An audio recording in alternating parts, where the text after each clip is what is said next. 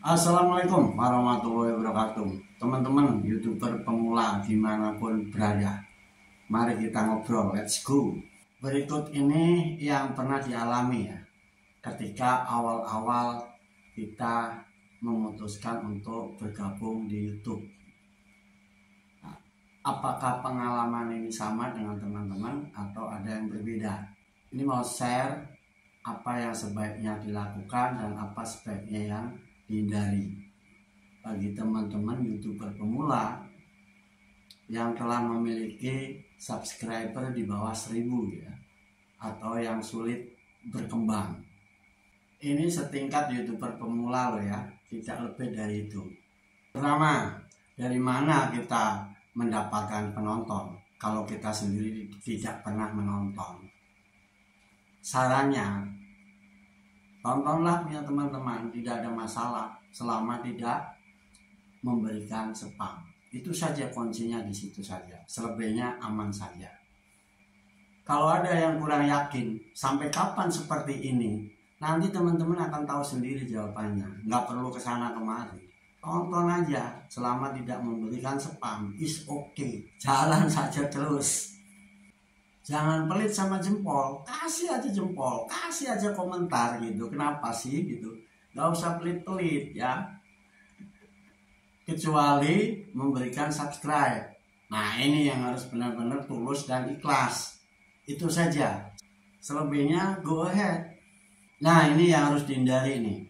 Teman-teman yang ditonton videonya, jangan minta dijempol dong.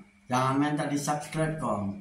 Harusnya tingkatkan terus ya, videonya lebih menarik dan seterusnya. Itu dulu ya toh. Kalau masih ada yang bertanya video menarik itu seperti apa, sudah di share video-videonya sebelumnya, silakan dicek kalau berkenan loh ya. Terus bagaimana kalau video saya tidak ditonton balik?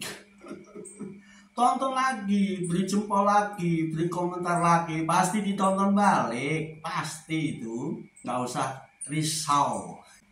Nah sarannya, agar ditonton balik lagi ya toh, ini saran loh ya, bikin video yang tidak asal upload, seperti itu. Bagaimana sih video tidak asal upload itu? Sudah di share juga, silakan dicek bila berkenan. Jadi kalau videonya ingin ditonton, ya menonton. Kalau ingin mendapatkan subscriber, ya buat yang menarik. Simpel aja kan teman-teman. Tidak ada sesuatu yang rumit kan di situ.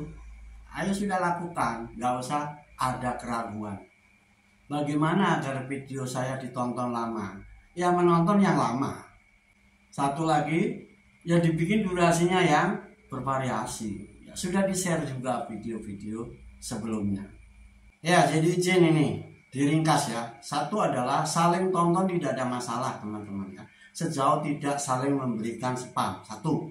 Yang kedua kali adalah memberikan subscribe untuk video yang benar-benar memberi manfaat. Intinya video yang memuaskan ketika kita setelah menontonnya.